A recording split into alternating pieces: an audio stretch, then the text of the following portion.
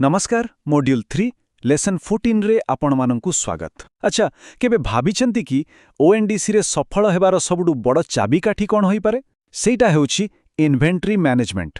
तबे एही लेसन रे आमे सिखिबा जे केमिति याहाकु ठीक भाबे करी आपणकर सेलर स्कोर आ बिजनेस को आहुरी आगु को नै पारिबे।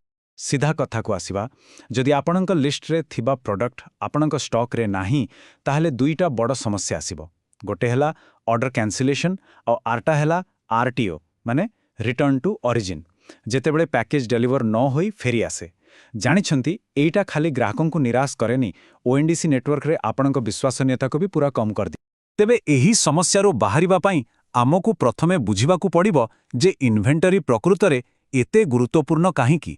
भाबि नियंतु एहिदा आपणकर ऑनलाइन स्टोर रो मूलदुआ।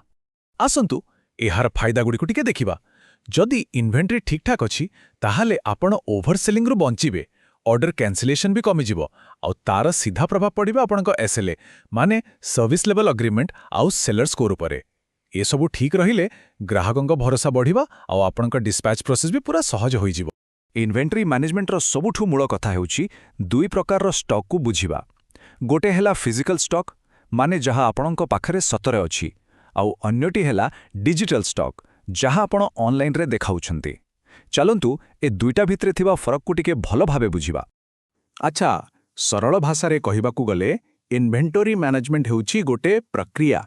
एथिरे आमे कोन करू, आमे आम पाखरे थिबा अवेलेबल स्टॉक को ट्रैक करू, जेते ऑर्डर आसुछि ताकू पूरा करू आउ सबुटो गुरुत्वपूर्ण कथा हेला ओडीएनसी रे आपणकर प्रोडक्ट लिस्टिंग सबुबे ठीक आउ अपडेटेड अछि बोली चेक करू।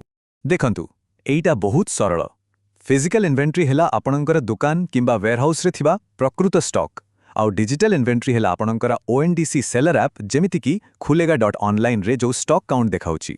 जणे सफल सेलर रो टार्गेट कोन जानिछंती एई दुईटा संख्या को सबुबेले मैच करी रखिबा। एबे आपण भाबुथिबे एते सबु करिबाकू पड़िबो, किंतु विश्वास करंतु एहिटा किछि कष्टर काम नुहे। एहाकू एक दैनिक अभ्यास रे परिणत करि दियंतु। गोटे छोट सरल रूटीन ही आपणकर इन्वेंटरी को सबुबेले परफेक्ट रखि पारिबो। आसंतु एही सफलतार सूत्र को देखिबा। सकाळे उठी पूर्व दिनर ऑर्डर आउ एबेर स्टॉक चेक करंतु।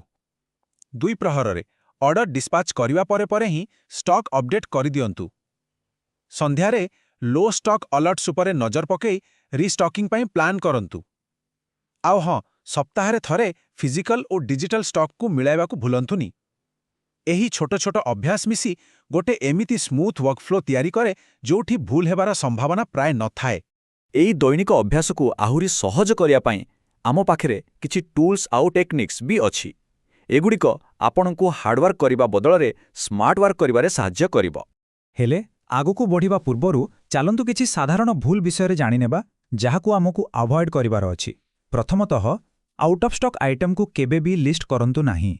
द्वितीय रे सेल परे स्टॉक अपडेट न करिबा गोटे बड़ भूल।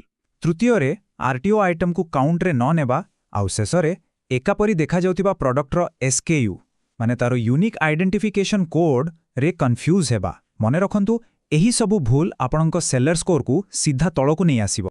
अच्छा तेबे समाधान कोन? सबुठु भलो हेला खुलेगा.online रो इन्वेंटरी डैशबोर्ड व्यवहार करंतु।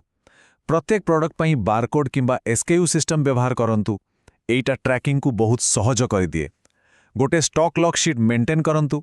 डिजिटल हो कि मैनुअल आ लो स्टॉक अलर्ट्स सेट कर दियंतु।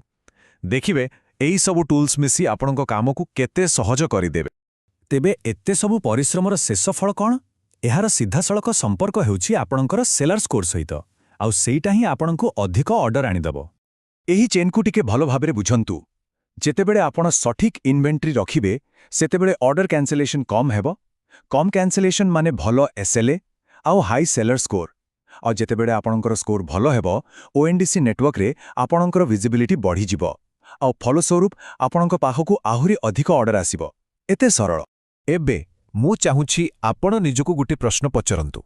सत कहिबे कोन एही मुहूर्त रे आपणकर सेलर ऐप रे देखाउथिबा स्टॉक काउंट आउ आपणकर शेल्फ रे थिबा प्रकृत स्टॉक संख्या पूरापूरी समान अछि? तेबे सबुबेले मने रखंतु सठिक इन्वेंटरी ही भल एसएलए आउ हाई सेलर स्कोर मूलदुआ। यहाकू निजर सबुटु बड़ शक्ति बनांतु। ଆଗାମୀ ଲେସନରେ ଆମେ ପ୍ରଡକ୍ଟ ଲାଇଫ୍ ସାଇକେଲ ବିଷୟରେ ଆହୁରି କିଛି ଜାଣିବା। ସେ ପର୍ଯ୍ୟନ୍ତ ଧନ୍ୟବାଦ।